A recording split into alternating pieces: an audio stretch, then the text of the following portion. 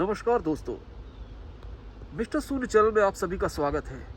दोस्तों, अपनी सीरीज़ का 22वां एपिसोड लेकर हम आपके सामने आए हुए हैं और हम जानेंगे मिस्टर शून्य से आपके भेजे हुए सवालों के जवाब।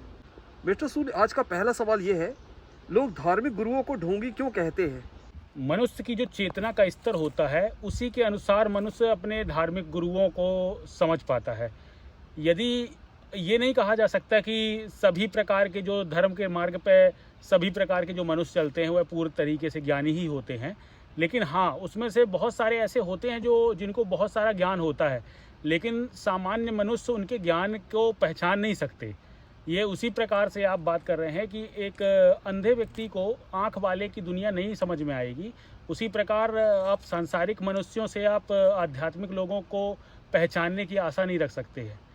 इसीलिए ज़्यादातर लोगों को आपने इस तरीके का कहते सुना होगा कि आध्यात्मिक मार्ग पे जो बाबा होते हैं वह ढोंगी होते हैं, क्योंकि उनके कई प्रकार के मार्ग हैं। अध्यात्म क्या होता है, जो पूरा अध्यात्म है उसका केवल और केवल एकमात्र उद्देश्य है कि आपके दुखों से मुक्ति। जो कोई भी अगर इस मार्ग पे जा रहा है तो ये बात वह स्पष्ट रूप से समझ ले कि चाहे वह संन्यास के मार्ग से जा रहे हों या राम हो या कृष्ण हो, सब लोगों का जो संघर्ष है वो केवल इसीलिए चुना गया था ताकि उनके जीवन के दुख जो हो वह दुख उन पर हावी ना हो। इसीलिए ऐसा जीवन के ऐसे चुनाव किए जाते हैं जिससे आध्यात्मिक मार्ग का साथ में होना अनिवार्य होता है। सांसारिक लोग जो होते हैं, सामान्य मनुष्य जो होते हैं, वह बाबाओं को समझने में गलती कर देते हैं। अब उन्हें आप पूरी तरह से बाबा भी ना कहें, क्योंकि पहले जो प्राचीन काल में उनके अलग अलग तरीके के नाम होते थे, जैसे ऋषि मुनि या ज्ञानी, एक तरह से ये उपाधियाँ होती थी। ठीक है, उपाधियों को आज लोगों ने ऐसा बना दिया है कि किसी भी व्यक्ति को आपने बाबा बोल दिया बस वो बाबा हो गया। ऐसा नहीं होता है। उनके पीछे जो उनके त्याग होते हैं, तप होते हैं ना, उनके तप के अनुसार उनको जो उपाधियाँ दी जाती थी वही उपाधियाँ उनके साथ जुड़ करके उनकी पहचान बनती थी। क्योंकि वैसे तो सारी पहचानों से मुक्त हो चुके हैं ना, तो फिर उनको आप किसी भी पहचान से आप कैसे जोड़ सकते हैं? उनको तो बाबा भी नहीं कहा जा सकता। तो फिर भी यदि आप किसी को कह भी रहे हैं तो केवल उसके जो तप होंगे, जो उसके त्याग होंगे व्यक्ति के, उस त्याग के अनुसार आप उसका नामांकन आप अपने अनुसार कर सकते हैं। और फिर जो व्यक्ति उनको जिस नज़र में देखना चाहता है, जिस भाव से देखना चाहता है, वह उसको किसी भी रूप में देख करके अपने अनुसार वह नाम रखता रहता है। अब यह व्यक्ति की सोच होती है कि वह सामने वाले को ढोंगी समझ रहा है या ज्ञानी समझ रहा है, यह उसके बौद्धिक स्तर पर डिपेंड करता है। क्योंकि ज़्यादातर समाज में बहुत सारे लोगों ने ऐसे लोगों को देखा भी होता है ना, कि जो अध्यात्म का चोला ओढ़ करके कई बार लोगों के साथ छल भी कर चुके होते हैं। ऐसे लोगों के कारण आज समाज में हम आध्यात्मिक के जो श्रेष्ठ ज्ञान है उससे हमारे जो लोग हैं वह वंचित रह जाते हैं। उनको ये समझ में नहीं आता। ढोंग ही सही, यदि आप सोच भी रहे हैं कि आध्यात्मिक लोग ढोंगी होते हैं, तो यदि ढोंग की ही इतनी लोग सम्मान कर रहे हैं तो सोचो जो वास्तविक ज्ञानी होगा वो कितना ज़्यादा उसके अंदर ज्ञान होगा जिसकी दुनिया सम्मान करती होगी जी। और क्यों उसका सम्मान किया जाता है? कभी ये कारण जानने का किसी ने प्रयास किया कि जहाँ एक से एक पैसे वाले लोग हैं इस दुनिया में, उन पर तो कोई सम्मान नहीं करता, उनका तो कोई तरह ज़्यादा लोग उन पर निछावर नहीं होना चाहते, लेकिन एक आध्यात्मिक मार्ग पर चलने वालों के पास जनता क्यों इतना पीछे पड़ती है? उसका एक सबसे बड़ा कारण पता है क्या है जी? संसार ने आज तक आपके दुख के बारे में कभी बात नहीं की। अच्छा। आपके लिए सारी योजनाएं होंगी, सारी समस्याओं का समाधान संसार आपको देने के लिए तैयार है। क्या प्रोडक्ट चाहिए आपको सब मिलेगा। कभी किसी ने ये बात की कि आपके दुख कैसे कम होंगे? तो जो दुख की कमी की बात करता है वह अध्यात्म का मार्ग ही होता है। इसीलिए अध्यात्म के मार्ग से यदि कोई व्यक्ति आगे बढ़ता है और यदि उसके दुखों में कमी आती है तो फिर वह ऐसे लोगों को पूरी तरह से समर्पित हो जाता है। आप ये कहिए कि अंधभक्त हो जाता है उनका। तो जब वह पूरी तरह से समर्पित हो गया, अभी सामने वाले को ये चीज़ समझ में नहीं आती कि ये क्यों समर्पित है, क्योंकि माया से छुड़ा करके आप किसी भी एक चीज़ से किसी व्यक्ति का ध्यान टिका दोगे तो व्यक्ति के जीवन के दुख तो कम हो ही जाने हैं जी। अब ये अध्यात्म के आप किसी भी मार्ग से आप आगे बढ़ सकते हैं, रास्ता तो वही है, पहुंचना तो आपको मुक्ति के मार्ग पर ही है। तो यहाँ हम ये नहीं कह सकते कि सभी जो संत है ये ढोंगी उनको कहा जाना उचित है। ये तो व्यक्ति की मूर्खता है कि जो इस तरीके के शब्द से उनको मतलब पुकारना चाहते हैं। जिस दिन आध्यात्म के ज्ञान को मानव समाज समझ गया ना, उस दिन सबसे ऊंचा स्थान आपको आध्यात्मिक जगत के लोगों का ही मिलेगा। मिस्टर सुनील, आज का हमारा दूसरा सवाल है, क्या संस्कृत भाषा हटा देना चाहिए? संस्कृत भाषा का महत्व केवल भारत के लिए ही नहीं, पूरे विश्व के लिए अनिवार्य है। क्योंकि आप संस्कृत भाषा को क्या समझ रहे हैं? संस्कृत भाषा को देव लिपि क्यों कहा गया है, आपको पता है? जी नहीं। संस्कृत भाषा को देवलिपि कहने का अर्थ इसलिए है क्योंकि कहा जाता है कि यह देवताओं की भाषा है। देवताओं की भाषा इसलिए कही गई है कि जो व्यक्ति आध्यात्म में मुक्ति के मार्ग को समझ गया, उसी व्यक्ति ने वेदों की रचना की है जी। और उसे ही हमने व्यास के नाम से हमने कहा कि व्यास जी के द्वारा वेदों की रचना की गई। तो जो भी ज्ञानी हुए जिन्होंने गीता और वेद की रचनाएं की, उन रचनाओं में आपको देखने को मिलेगा कि उस पर जो ज्ञान है वह व्यक्ति के मुक्ति का ज्ञान उस पर मिलता है। दुनिया के किसी भी कोने में आपको वेदों में जो ज्ञान है वो नहीं मिलने वाला। आपको किसी भी मजहब में आपको इस माया के जगत से मुक्ति का मार्ग नहीं बताया जा सकता। आपको किसी न किसी मार्ग से वो इसी माया में रहने का मार्ग ही बताएंगे। आप चाहे तो आप देख सकते हैं अपने अनुसार, तो वो सिर्फ इस माया जगत में रहने का मार्ग बताएंगे, लेकिन इस माया से बाहर जाने का मार्ग नहीं बताते। बाकी जो आपको सनातन के संस्कृति में आपको मिलेगा, वहाँ आपको माया से बाहर जाने का मार्ग बताया जाता है, जो कि व्यक्ति की वास्तविक स्वतंत्रता है जी। व्यक्ति की वास्तविक स्वतंत्रता तो अपने इस देह से मुक्ति ही है ना जी। तो उस मुक्ति का जो ज्ञान है वह केवल संस्कृत भाषा में ही अवेलेबल है जी। अगर संस्कृत भाषा नहीं समझ रहे हैं आप या संस्कृत भाषा को नहीं समझ पाएंगे तो आपके साथ आप बहुत सारे शब्दों का मतलब भी नहीं समझ पाएंगे जी। जैसे होता क्या है ना कि जैसे भारत में मान लीजिए कुछ जानवर है वो केवल भारत में पाए जाते हैं और वो विदेशों में नहीं पाए जाते, तो विदेशों में उन जानवरों का नाम आपको जो रहेगा वो मिलेगा ही नहीं जी। अगर वो बोलेंगे भी तो यहाँ के भाषा में उनको उसका नाम रखना पड़ेगा या नया नाम वो अपने हिसाब से बनाए, वो बात अलग है। ठीक है, जैसे जेब्रा के लिए भारत में कोई नाम नहीं मिलेगा आपको। जेब्रा के लिए क्यों नहीं मिल रहा है? क्योंकि जेब्रा जो है वो यहाँ की प्रजाति ही नहीं है। अच्छा। इसी अनुसार आपको कई ऐसे कंगारू है जो कंगारू आपको यहाँ कोई नाम भारत में कंगारू का नाम नहीं मिलेगा आपको भारत की भाषा में। यहाँ आपको हिंदी वर्जन कंगारू का नहीं है, आपको उसी की भाषा में कंगारू ही कहना पड़ता है। अच्छा। तो यही आपको समझना होगा कि जो ज्ञान भारत के पास है वो ज्ञान जब किसी के पास है ही नहीं तो भारत के जो संस्कृत भाषी जो शब्द हैं उनका आप लैंग्वेज को कन्वर्ट करके दूसरी लैंग्वेज में कैसे करोगे आप संस्कृत का भाषा का ट्रांसलेशन करोगे कैसे जब आपके पास वो शब्द ही नहीं है। तो जैसे अगर बात करें हम आत्मा, संस्कृत में यदि आत्मा का शब्द आया है तो हिंदी में उसको इंग्लिश में यदि उसको ट्रांसलेट करते तो स्पिरिट कहते हैं, तो क्या वास्तव में आत्मा का मतलब स्पिरिट है क्या? नहीं। अध्यात्म में आत्मा का मतलब स्पिरिट नहीं होता है कि स्पिरिट जो बाकी के लोग हैं वो स्पिरिट का मतलब कैसे समझते हैं? आपके बॉडी के अंदर की एनर्जी। ठीक है, वहाँ आत्मा का मतलब क्या हो रहा है कि इस पूरे जगत का जो समन्वय है, जो एक शक्ति है जिससे ये पूरा ब्रह्मांड संचालित हो रहा है, उसे आत्मा कहा जा रहा है। अब इतना बड़ा जब ज्ञान बाकी की जगत में अवेलेबल ही नहीं है तो आप संस्कृत भाषा को यदि आपने बंद कर दिया या उस पर आपने रोक लगा दी तो फिर ये ज्ञान कभी भी मानवता को ये ज्ञान मिलेगा ही नहीं। तो मानवता तो दुखों में हमेशा हर व्यक्ति झूलता रहेगा पूरा जिंदगी। आप वैभव के रूप से उसको विज्ञान तो सारी विषय तो वस्तुएं तो अवेलेबल करवा देगा, लेकिन जब उसके व्यक्ति के आप दुखों की चर्चा ही नहीं कर रहे हो, कोई व्यक्ति दुखी है इसके बारे में तो कोई बात ही नहीं हो रही है, तो ये बात करने वाला चैप्टर ही आपने हटा दिया। इसीलिए संस्कृत भाषा का होना अनिवार्य है। संस्कृत से कोई भी भाषा की तुलना नहीं की जा सकती क्योंकि संस्कृत में जो भी ज्ञान उपलब्ध है वह किसी भी भाषा में ट्रांसलेट नहीं किया जा सकता। ठीक है, क्योंकि शब्द आप बना ही नहीं सकते, उसके लिए आपको नए शब्द ही बनाने पड़ेंगे। मिस्टर सुन, आज का जो हमारा तीसरा सवाल है, भगवान को किसने बनाया?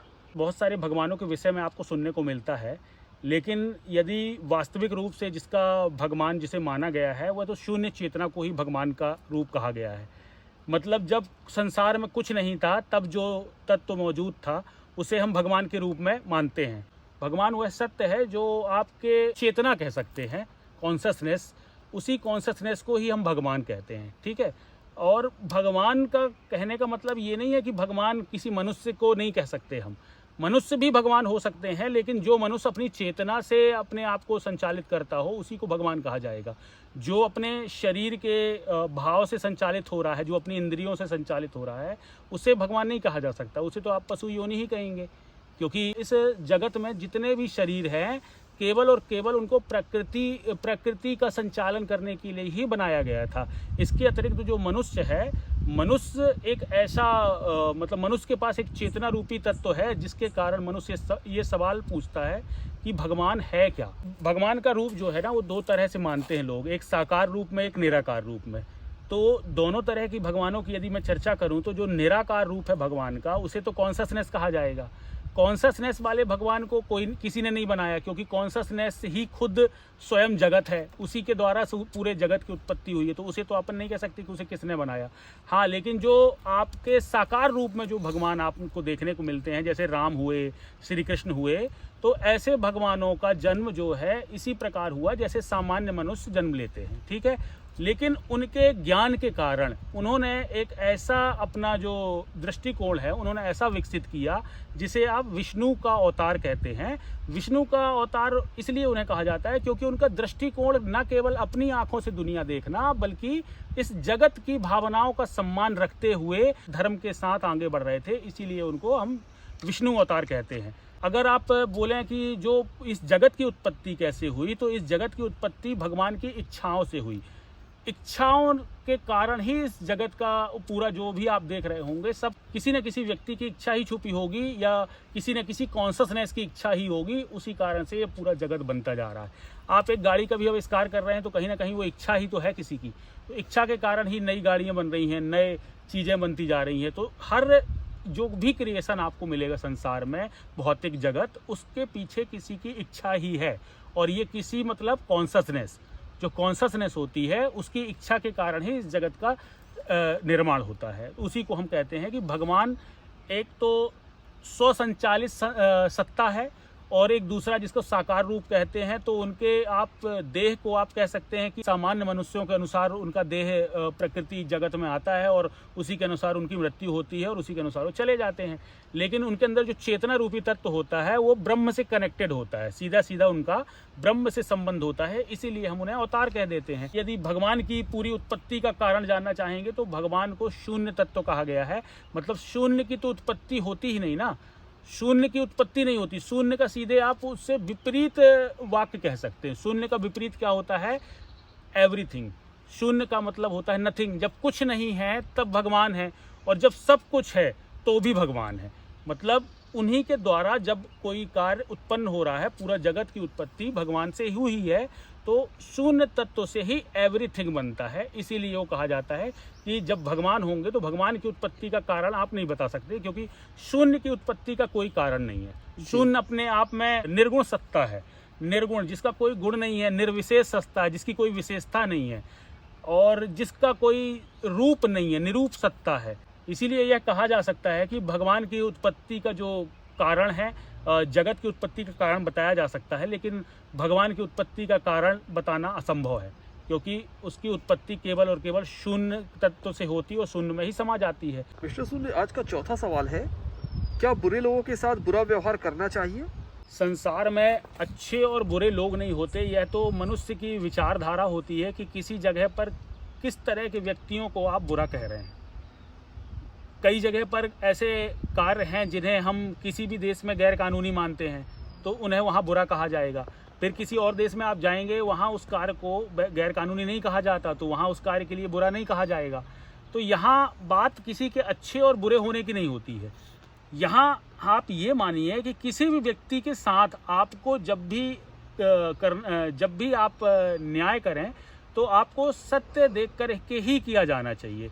न्याय में आप किसी व्यक्ति का व्यक्तिगत स्वार्थ नहीं होना चाहिए। न्याय करते वक्त आपकी कोई व्यक्तिगत विचारधारा महत्व नहीं रखती। वहाँ आपको हमेशा यह ध्यान रखना होगा कि इस समाज में कोई भी बुराई, किसी भी बुराई का जो जन्म होता है वो व्यक्ति के स्वार्थ से ही होता है। मैंने कई आपको वीडियो में बताया भी था कि इस संसार में जो भी रचनाएं हैं वो सब ब्रह्मा की बनाई हुई रचना है, और ब्रह्मा की रचनाएं जब भी अपने स्वार्थ से आगे बढ़ती हैं, बिना ज्ञान के जब आगे बढ़ती हैं, तो वह अपना स्वार्थ ही देखती हैं, क्योंकि उनका जो दृष्टिकोण होता है केवल अपनी आंखों से दुनिया देखने का होता है। और जब वह अपनी आंखों से दुनिया देखते हैं तो उनसे गलतियां होना स्वाभाविक बात है। इसको सही रूप से शिक्षित करने की जो जवाबदारी होती है वह किसकी होती है? वह होती है विष्णु तत्व की। समाज में दूसरा जो तत्व होता है, एक तो हो गया ब्रह्मा तत्व, जिसको किसी से मतलब नहीं है, उसे केवल अपनी ज़िंदगी से मतलब है, वो अपनी दो आँखों से ही देख करके दुनिया चलता है, उसे केवल अपने से मतलब होता है। और एक दूसरा हो जाता है विष्णु तत्व, जो केवल अपनी आंखों से दुनिया ना देखते हुए सामने वाले लोगों का भी विचारधारा भी देखता है, उनका भी सम्मान रखता है, उनकी भी जीवन शैली को देखते हुए कार्य करता है। ऐसे व्यक्ति को अपन विष्णु बोलते हैं। तो इस व्यक्ति का ये कर्तव्य होता है समाज में कि कोई भी जो भी बच्चे छोटे हैं उन बच्चों को शिक्षित करे, क्योंकि यदि आप उन्हें शिक्षित नहीं करोगे तो बड़े होने के बाद वह नकारात्मक रूप से ही समाज को चोट पहुंचाने वाले हैं। इसलिए आप किसी भी बुरे व्यक्ति को, जब कोई आपके अनुसार जब कोई व्यक्ति पकड़ा जाता है या बुरा बनता है, तो उसको आप उस समय आप उसके साथ कितना भी कड़ा व्यवहार करके आप उसकी सोच को और पक्का कर रहे हैं। आप उसके साथ यदि कड़ा व्यवहार करते हैं तो लोगों को तो लग रहा है कि हम उन्हें सजा दे रहे हैं, लेकिन सजा के बाद भी क्यों क्राइम नहीं रुक रहे हैं? आज निरंतर आप देख रहे हैं ना कि समाज में क्राइम बढ़ते ही जा रहे हैं। आप सजा कितनी कड़ी सी कड़ी करते जाओगे, इतिहास में तो एक से एक सजाएं रही हैं, फिर भी लोगों ने क्राइम करना नहीं छोड़ा। क्यों? क्योंकि मनुष्य सजा देने से नहीं सुधरने वाला। मनुष्य को केवल और केवल आप नियंत्रित कर सकते हो उसके विचारों के द्वारा। आप कितना भी आप उसको बेड़ियों में जकड़ने का प्रयास करें, जब तक आप शक्ति से उसको नियंत्रित कर सकते हैं तो करेंगे, लेकिन जब भी कोई सामने वाला पक्ष शक्तिशाली होगा तो फिर समाज में वही अव्यवस्था उत्पन्न होगी।